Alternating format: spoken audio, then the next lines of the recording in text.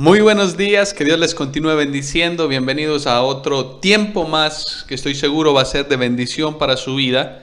Y quiero aprovechar y saludar a todas las personas que nos ven en directo, que nos ven después. Muchísimas gracias por sus muestras de aprecio, de cariño. Que Dios les bendiga. Y hoy queremos iniciar esta mañana con un tema especial: la visión de Dios en medio de mi corazón. Así lo hemos titulado, la visión de Dios en mí. Y antes, como ya es costumbre, quiero invitarle a que por favor entremos en un tiempo de alabanza y de adoración. Ya nos vemos en un instante. Mas la hora viene, y ahora es, cuando los verdaderos adoradores adorarán al Padre, en espíritu y en verdad, porque también el Padre tales adoradores busca que le adoren.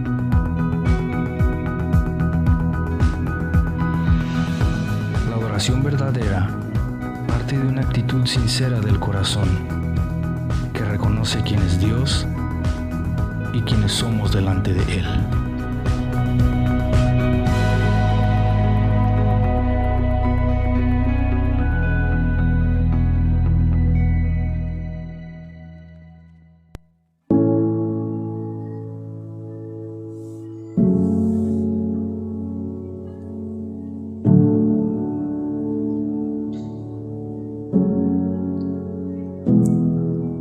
Si mis oraciones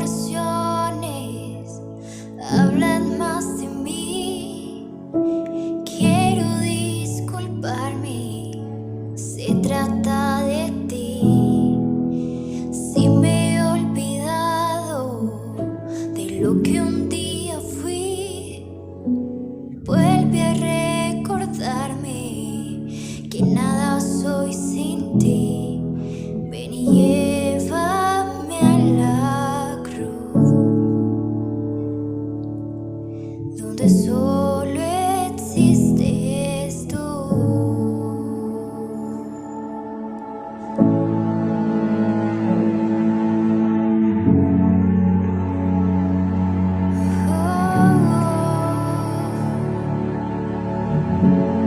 Mi Jesús, si me cae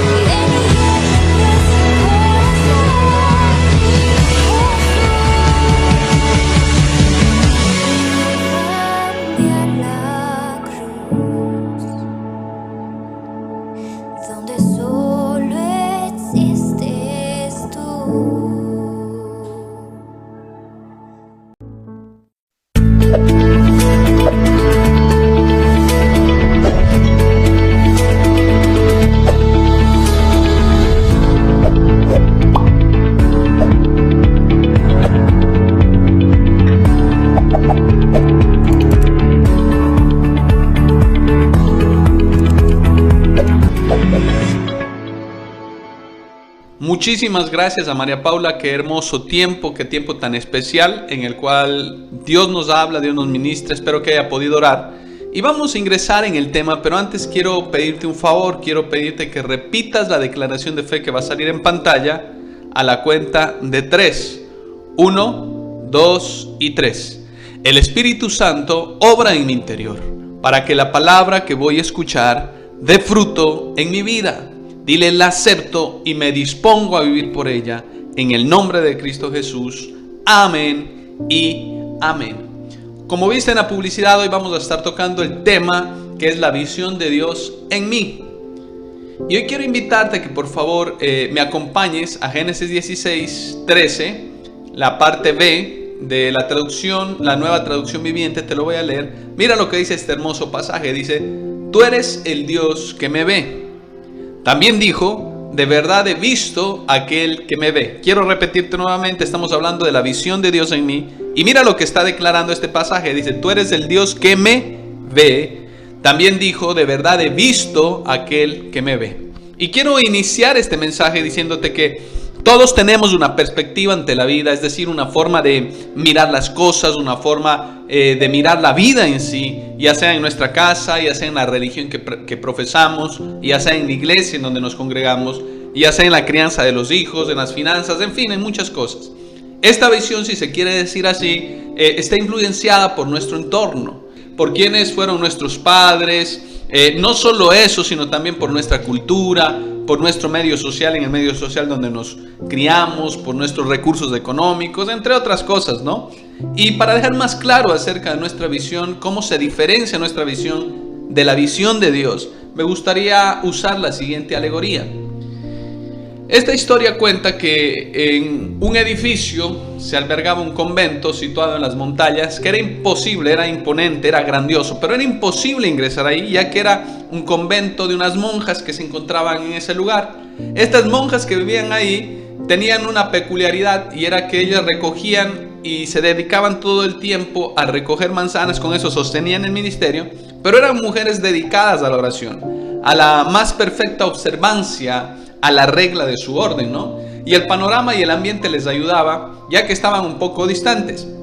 Ahora, de pronto ellos cultivaban, como te decía, vendían manzanas, pero también vendían dulces elaborados con aquellas frutas, ya que eran unas manzanas únicas en el pueblo. Se decían, las manzanas del convento son exquisitas, son únicas. Y un día a sus alrededores vivía un niño llamado Eduardo, y este niño vivía con su abuelo muy cerca al convento. Y este niño ayudaba a su abuelo trabajaba en la ebanistería.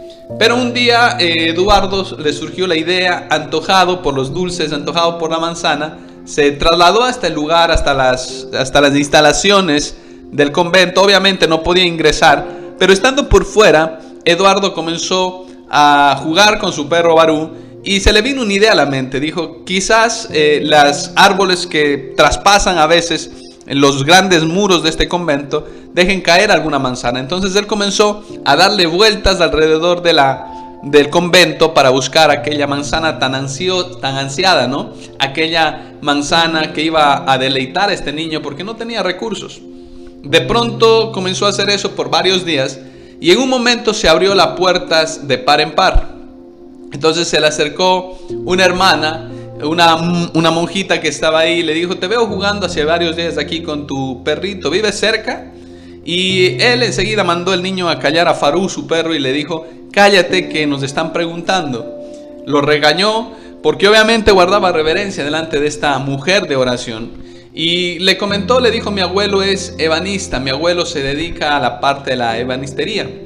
Ella dijo, qué bueno que me hayas dicho eso, porque hay algunos muebles que necesitamos que él nos arregle. ¿Podrías comentarle esto? Pero él también necesitará un ayudante, le dijo ella, que le colabore en este oficio. El niño se despidió de aquella monja y salió feliz a contarle las buenas nuevas a su abuelo. Su abuelo necesitaba el dinero y obviamente accedió a hacerlo. La historia no concluye ahí, sino por el contrario, aprobaron las cartas para que ellos pudieran ingresar hasta este convento, y cuando ellos ingresaron quedaron estupefactos al ver la devoción de estas mujeres, pero no solo eso, sino también al ver la dedicación que tenían para la obra del Señor.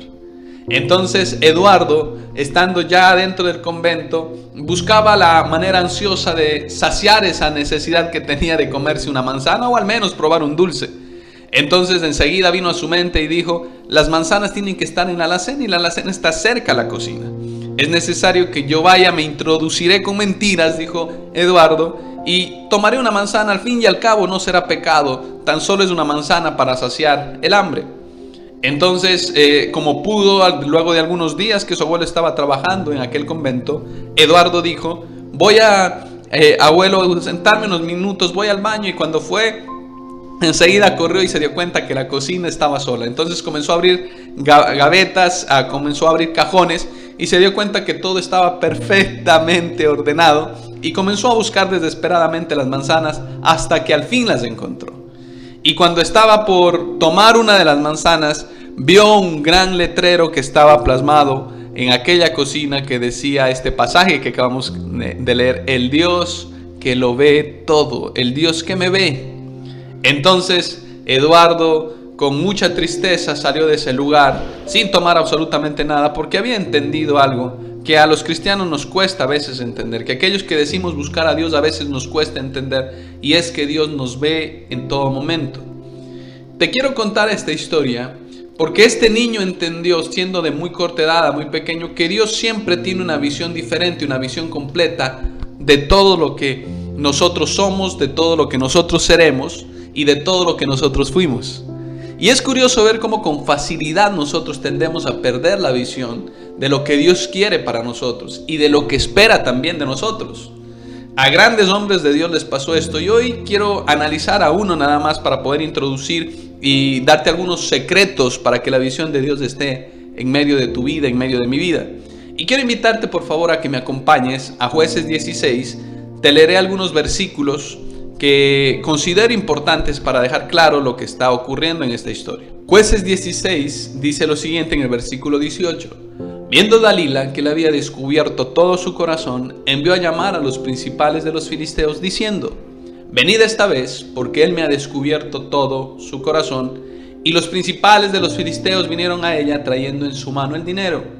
Y ella hizo que él se durmiese sobre sus rodillas y llamó a un hombre, quien le rapó las 7 guedejas de su cabeza, y ella comenzó a afligirlo, pues su fuerza se apartó de él. Y le dijo: Sansón, los filisteos sobre ti. Y luego que despertó él de su sueño, dice la palabra del Señor, se dijo: esta vez saldré como las otras y me escaparé. Pero él no sabía que Jehová se había apartado de él. Este es uno de los versículos que más entristece mi corazón, porque nota lo que dice. Dice el versículo 20: Sansón, le dijeron los filisteos sobre ti, y él se despertó de su sueño espiritual, él se despertó de su sueño físico, y dice, él dijo: esta vez saldré como las otras y me escaparé. Pero él no sabía que Jehová se había apartado de él. Es curioso porque te estoy hablando de un hombre en este versículo que es Sansón. Sansón era considerado un juez. Si tú lees el versículo del 19 al 22, te vas a dar cuenta que Sansón fue apartado. En número 6 se habla del voto del nazareo. Y el voto del nazareo consistía en 3 cosas fundamentales que Cristo también las tenía. Primero era no embriagarse. Un nazareo, alguien que era apartado para Dios, ¿sí? Alguien que tenía este voto que lo hacían sus padres, que eran apartados para Dios, el voto del nazareato. Tenían 3 condiciones este voto. Y el primero era que la persona no podía embriagarse, porque obviamente si la persona se embriagaba iba a blasfemar el nombre del Señor. Cualquiera que lo viera iba a decir: este hombre, ¿cómo puede decir que es seguidor de Cristo si anda borracho? ¿Verdad? Y es un voto que también el Señor lo pone en el Nuevo Testamento al momento de elegir líderes. Dice: hombres que no sean dados al vino. Segundo voto que tenía un nazareo era que no podía cortarse el cabello. ¿Por qué no podía o por qué no debía cortarse el cabello? Era porque toda la gente debía ver que él tenía un voto, que había un voto sobre él. Todas las personas que lo vieran tenían que preguntarle: oiga, ¿y usted por qué no se corta el cabello? Y ahí es donde él tenía que responder: es que tengo un voto de nazarato y no puedo tocarme el cabello. Entonces, primer voto era no podía embriagarse. Segundo, no podía cortarse el cabello era una manifestación pública de su fe al Señor. Y la tercera era que no podía tocar muerto. Y tú dirás, ¿por qué no podía hacer esto? Porque para ellos era considerado que alguien se hacía inmundo y tenía que santificarse cuando tocaba un muerto. Es decir, el tercer voto venía con una convicción interna del corazón. Aun cuando su padre, aun cuando su madre murieran, que era el peor de los casos, él no podía ir a acercarse y tocarlos. Era un voto sumamente estricto para aquellos que querían caminar delante del Señor en este voto. Por eso, incluso viéndolo después, Jesús no toca a Lázaro, ¿recuerdas? Jesús le da una orden, igual a la niña cuando está muerta dice tranquilo, ella solo duerme y le da una orden, ¿sí? Cortarse el cabello significaba cortarse el voto, y en el pasaje que acabamos de leer es que Dalila usó sus artimañas. Sansón durante muchos años caminó lejos del Señor, perdiendo la visión de Dios en él. Dios tenía una visión, quería usar a Sansón para que juzgara a su pueblo, pero también para que lo libertara. De hecho, vemos en varias ocasiones cómo Dios lo usó grandemente a través de su fuerza para liberar al pueblo de Israel. Pero cortarse el cabello, los que conocen de la Biblia dicen que el pueblo no sabía si la persona o no se podía embriagar, ¿no? Tampoco sabían si había tocado muerto, pero sí veían si un nazareno se había cortado el cabello.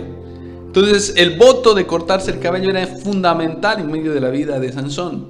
Y el versículo 21 dice en la palabra del Señor que le terminaron quitando los ojos, es decir, quitando la visión, quitando esa forma de ver a Dios. Porque no solo era la fuerza física, dice la palabra del Señor que el Espíritu de Dios venía sobre Sansón y él de manera sobrenatural, ¿verdad? Usaba Dios la fuerza de Sansón porque su presencia estaba sobre él. Y existían tres formas como los filisteos sacaban los ojos de sus enemigos. Y hay tres formas que son fuertes y que quiero mencionarlas en esta hora. Y la primera es que cavaban los ojos con una cuchara caliente, es decir, los sacaban de la cuenca. Otros dicen que también se los taladraban. Y otros dicen que calentaban instrumentos y los colocaban sobre los ojos, causando una tortura tremenda. Luego colocaban cadenas de bronce por la peligrosidad, según el enemigo, y los colocaban a moler. ¿Cómo era esto? Habían dos formas de moler en el Antiguo Testamento, y una era con animales y la otra era con mujeres, ¿sí? Es decir, colocaron a Sansón a realizar un trabajo de mujeres. Todo esto pasa cuando perdemos la visión. Todo esto pasa cuando caminamos mal delante del Señor. Y es algo curioso que me llama la atención. Es que Sansón ni siquiera se había dado cuenta que la visión de Dios ya no estaba en él. Sansón ni siquiera se había dado cuenta que Dios se había apartado de su corazón. Y esto entristece mi vida porque obviamente el Señor no se apartará de ti. Obviamente el Espíritu Santo ya no visita como en el Antiguo Testamento de vez en vez, sino ahora el Espíritu de Dios vive en nosotros. Ahora el Espíritu Santo está en nosotros, pero también puede contristarse. Y es curioso esto que te estoy mencionando, porque en ese momento de humillación, imagínate tú torturado, sin visión, sin ojos, haciendo un trabajo de humillación. ¿Por qué lo colocaron a moler? Porque muchos de ellos, estoy seguro, se acercaban a reírse y a decir: este es el hombre que Dios usó para libertarlos, este es el hombre que mató a varios de nosotros y ahora lo tenemos en este lugar haciendo un trabajo de mujer. Yo creo que se burlaban durante esas largas horas en medio de esa cárcel, en medio de ese lugar. Pero algo comenzó a suceder en medio de la cárcel. El teólogo Cal dice lo siguiente, dice que Sansón en la cárcel estaba renovando sus votos, es decir, ahí experimentó un arrepentimiento genuino con Dios. Y es curioso esto porque mientras les crecía el cabello, no solo le crecía el cabello, lo peor que le pudo pasar a Sansón fue perder sus ojos, no su fuerza. Si tú analizas vas a ver que él reclama sus ojos. Y eso es lo peor también que le puede pasar a un hijo de Dios, perder la visión, perder la mirada en Cristo. Hebreos 12:2 dice: puesto los ojos en el autor y consumador de la fe. ¿Cuántos de nosotros no estamos en situaciones difíciles, a veces en momentos que nos agobian, en momentos angustiosos, y hemos perdido la mirada en Cristo Jesús? Hemos desviado nuestra mirada del Señor y hemos puesto nuestra mirada en alguien que nos pueda colaborar, en alguien que nos pueda ayudar. ¿Cuántos en ocasiones hemos perdido la pasión por seguir a Cristo? ¿Verdad? Y es curioso esto que le está pasando a Sansón, porque ahí en medio de esa situación, en medio de esa crisis, él tiene una mirada, un arrepentimiento genuino, perdón. El teólogo Cal dice que no tan solo creció el cabello, sino creció también su comunión con Dios. Y yo concuerdo con esto. ¿Sí? ¿Cuántos hemos roto votos con el Señor? Estamos viviendo amarrados, si se quiere decir, a cadenas de bronce que no nos dejan continuar. Estamos estancados en áreas de nuestra vida. ¿Cuántos vemos al Señor únicamente como religión? Y es curioso esto porque Dios ve diferente a nosotros muchas de las cosas. Por esta razón necesitamos estar junto a Dios.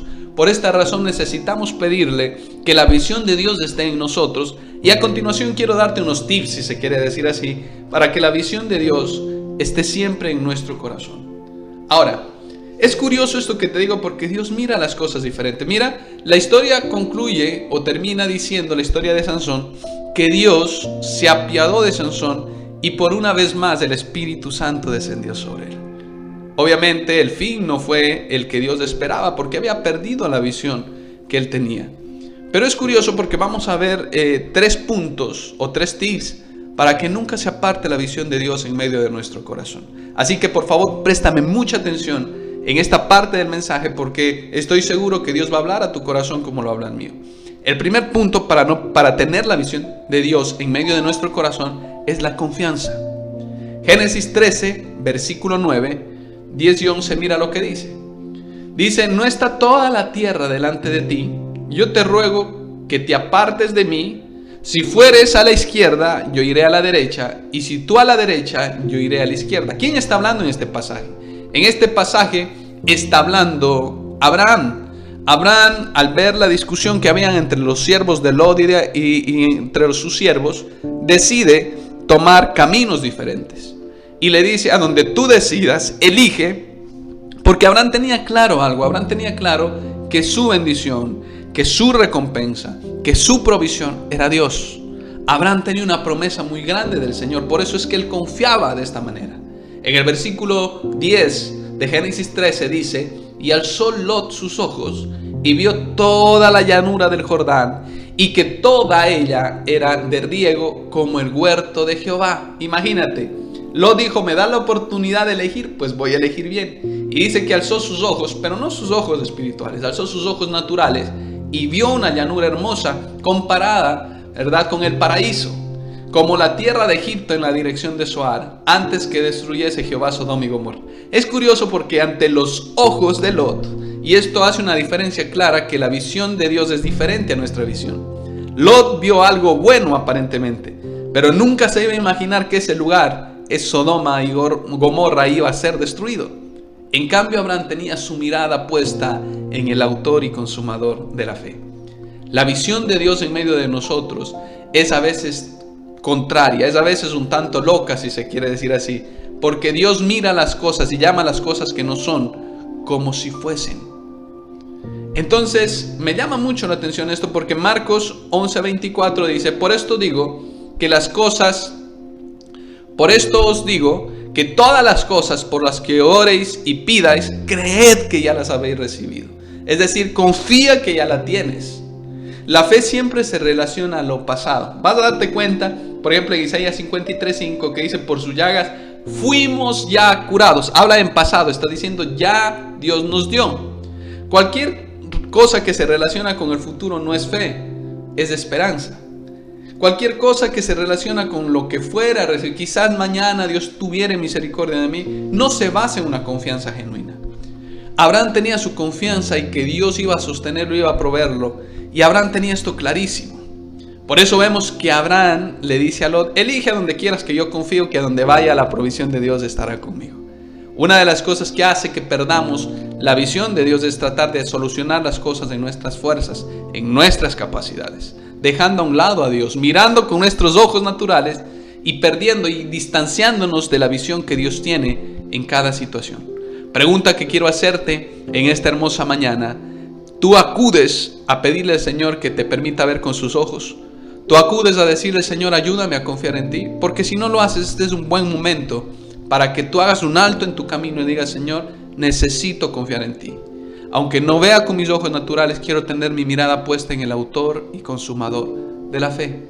Segundo principio que quiero regalarte es que aquel que tiene la visión de Dios sabe que Dios siempre va a querer lo mejor para nosotros.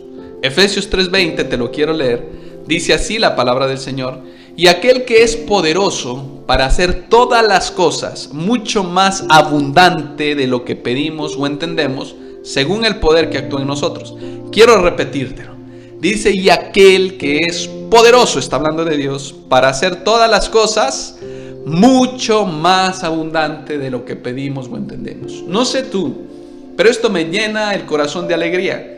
Porque quiere decir que si yo le estoy pidiendo a Dios algo, Él está pensando en darme algo mucho más abundante de lo que yo estoy pidiendo. Y un claro caso es Abraham. Abraham le pidió un hijo y el Señor le dio generaciones, le dio naciones. Dice, según el poder del Espíritu Santo que actúa en cada uno de nosotros. Es decir, todo ya está hecho. No es cuestión de pedirle a Dios que nos sane, por ejemplo, sino es cuestión de creer que Dios ya murió en aquella cruz de Calvario para sanarnos, que Dios ya nos ha sanado. Y entonces pararme firme en esta realidad, en el poder de la fe, para librar ese poder, para liberar ese poder en medio de la situación que me encuentre. Y así en la situación que sea. Es curioso esto que te digo, porque según Efesios estamos viendo, y Efesios 1 también te invito a que lo leas, dice que Dios ya nos bendijo con toda bendición en los lugares celestiales. Y tenemos el mismo poder que resucitó a Jesucristo de la muerte, el Espíritu Santo que está en nosotros. Ahora, Dios por su gracia ya ha hecho todo. Y la fe no es nuestra petición para que Dios haga algo, sino es la petición por la respuesta que Él ya lo hizo. ¿Sí me entendiste lo que quise decirte? Dios ya lo hizo todo. Entonces, esto hace que la fe sea muy sencilla y que sea muy comprensible. La fe no es una lucha, tampoco es algo que uno quiere hacer para ganar el favor de Dios, para tocarle o mover los brazos de Dios para que Él se mueva. No, no es esto. La fe es simplemente nuestra respuesta a Dios por su gracia, por lo que Él ya hizo. La fe simplemente recibe lo que Él ya hizo en aquella cruz del Calvario. Segunda de Pedro 1:2 dice lo siguiente: gracia y paz os sean multiplicadas en el conocimiento de Dios y de nuestro Señor Jesucristo. Como todas las cosas que pertenecen a la vida y a la piedad nos han sido dadas, nota que está hablando en pasado, por su divino poder, mediante otra vez el conocimiento de aquel que nos llamó por su gloria y excelencia. Yo siempre le digo a la iglesia, no te esfuerces por creer, esfuérzate por conocer a ese Dios. Alguien me decía en esta semana, es que yo conozco de Dios hace mucho. Yo le decía, no es lo mismo conocer de Dios que conocer a Dios. Es totalmente diferente. Yo puedo conocer de alguien, me pueden hablar de alguien, pero sentarme a estar con él son dos cosas totalmente diferentes. Busca conocer. Aquí Pedro dice que es según el conocimiento. Y por eso vemos, como en el caso de Abraham, grandes hombres en la Biblia que rehúsan algo temporal que parece aparentemente es bueno por causa de exaltar el nombre del Señor. Pero tú no vas a poder agradar a Dios, hacer su voluntad, si no pasas tiempo con Él, si no estudias la Biblia, si no comienzas la carrera de fe. Hebreos 11:24, el libro de los héroes de la fe, dice: por la fe Moisés, hecho ya grande, rehusó llamarse hijo de la hija de Faraón, escogiendo antes ser maltratado por el pueblo de Dios. Aquí quiero hacer un paréntesis. ¿Quién escoge ser maltratado en lugar de recibir gloria en esta tierra? Dice que gozar de los deleites temporales del pecado, teniendo por mayores riquezas el vituperio de Cristo que los tesoros de los egipcios, porque tenía, aquí está el secreto, tenía puesta la mirada en el galardón. Es curioso porque dice: por la fe dejó Egipto, no teniendo la ira del rey, porque se sostuvo como viendo al invisible. Se sostuvo como viendo al invisible. La visión de Dios va a hacer que te sostengas. La visión de Dios te va a hacer que no desfallezcas. La visión de Dios va a hacer que perseveres. Y esa visión de Dios en ti va a lograr resultados. El secreto de Moisés era que veía a Cristo en absolutamente todo. Para Moisés la tierra prometida no era un lugar, era la persona de Dios. Y lo veía como la mayor y la única riqueza. Mantener los ojos espirituales en la realidad de Cristo va a fortalecer nuestros ojos naturales y renovar todas nuestras fuerzas. Somos transformados, grábate esto, somos transformados al contemplar a Jesús. No somos transformados por el esfuerzo humano, no somos transformados por la determinación de voluntad, sino por fijar nuestra mirada en el Señor. Para comenzar a distinguir entre una fe natural, entre una fe que procede de mí, de mis capacidades, de lo que yo pueda conseguir, y una fe espiritual, son dos cosas totalmente diferentes. La fe natural está basada en los sentidos naturales. La fe sobrenatural está basada en Cristo. Entonces, vemos los dos puntos y quiero entrar al tercero en esta hora, que estoy seguro te va a bendecir. El tercer punto para no quitar la mirada del Señor es que descanses. Así como me estás escuchando, descansa.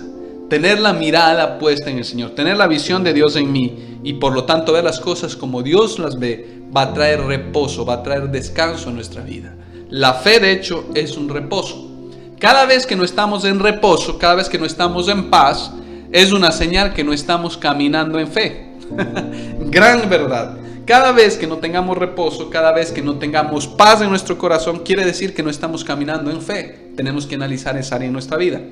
Porque entrar en la obra terminada por medio del creer es entrar en el reposo de Dios. Hebreos 4:2, quiero leértelo, dice: porque también a nosotros se nos ha anunciado la buena nueva, como a ellos. Pero no les aprovechó el oír la palabra por no ir acompañada de fe en los que la oyeran. Versículo 3, pero los que hemos creído, entramos en el reposo. Mira lo que dice la palabra del Señor. Los que hemos creído. ¿En qué entramos? En reposo. De la manera que dijo, por tanto juré en mi ira, no entrarán en mi reposo, aunque las obras suyas estaban acabadas desde la fundación del mundo. Es decir, Dios ya hizo absolutamente todo. Dios ya nos dio todo. Ahora nuestro trabajo, nuestra labor es creer, y ese creer va a traer descanso, va a traer reposo a nuestras vidas. Jesús es el autor y consumador de la fe. Por eso dice la palabra del Señor, puesto los ojos en Jesús, el autor y consumador de la fe. Y quiero concluir este mensaje diciéndote, la visión de Dios en mí va a traer estas tres cosas. Confianza, saber que vienen días mejores, y también nos va a traer reposo. Si tienes estas tres cosas en medio de tu corazón, déjame decirte que estás teniendo la visión de Dios en medio de tu corazón, en medio de tu vida. Quiero que concluyamos este tiempo con una oración. Quiero que concluyamos este tiempo en donde tú le rindas tu ser completo y le digas, Señor, si no estoy confiando, si no estoy creyendo, ayúdeme. Por favor, ahí en donde estás, cierra tus ojos y dile, Espíritu de Dios, hoy delante de ti te doy gracias por este tiempo. Dile, te doy gracias por esta palabra, Señor. Dile gracias, Señor, porque esta palabra hoy ha colocado y me ha retado a tener la visión tuya en medio de mi vida. Dile, no quiero ser como Sansón, que quitó la mirada de ti y terminó perdiendo, Señor, la visión. Dile, quiero tener mi mirada puesta en ti como la tuvo Abraham, como la tuvo Moisés, Señor. Necesito ver tu gloria. Dile hoy, en el nombre de Jesús, creo y recibo la obra maravillosa que hiciste en la cruz del Calvario. Dile ahí en donde estás, creo por mi sanidad. Dile ahí en donde estás, creo que tu provisión ya está dada. Dile ahí en donde estás, creo en el nombre de Jesucristo que tú estás obrando en medio de mi interior. Dile, Padre, por eso hoy entro en descanso. Dile, Padre, por eso hoy entro en reposo. Porque sé que he puesto mi mirada en el autor y consumador de la fe, que es Cristo Jesús, para que la gloria y la honra sean para ti. En el nombre de Jesucristo. Amén y amén. Amén. Créeme que para mí es un privilegio poder compartirte la palabra del Señor. Estaré subiendo el video de cómo instalar la aplicación. Recuerda que aquellos que quieran avanzar en su carrera de fe, lo único que necesitamos es que nos escribas al interno tu correo. Te haremos llegar un material que va a ser de mucha bendición para tu vida diaria. Va a traer grandes estudios, grandes mensajes en donde va a bendecirte. Es una aplicación totalmente gratuita. Las personas que deseen bendecir esta obra, bendecir este ministerio, quiero invitarles a que por favor en los números que están apareciendo ahí pueden hacerlo. La idea es ir mejorando los equipos para poder transmitirles de mejor manera y poder llevar este evangelio a muchas más personas que están necesitando. La aplicación es totalmente gratuita. Si alguien desea aportar, lo puede hacer con total libertad, no es obligación que lo hagas. El único requisito que sí te quiero pedir es que la uses. porque vamos a estar revisando qué persona la usa y qué no la plataforma. De esta manera vamos liberando cupos para aquellos que sí quieren hacerlo. Pero está totalmente a tu disposición. Solo escríbenos al interno, dinos desde dónde nos escribes y con gusto te estaremos enviando esta aplicación. Estaré subiendo en estos días cómo instalarla para que tú puedas revisarla. Para mí es un privilegio gigante poder compartirte la palabra del Señor. Recuerda, recibe un abrazo gigante de parte de Dulce María, mi bebé, de Luisa Fernanda y de mi parte, un abrazo enorme. Mil y mil bendiciones. Dios los continúe bendiciendo.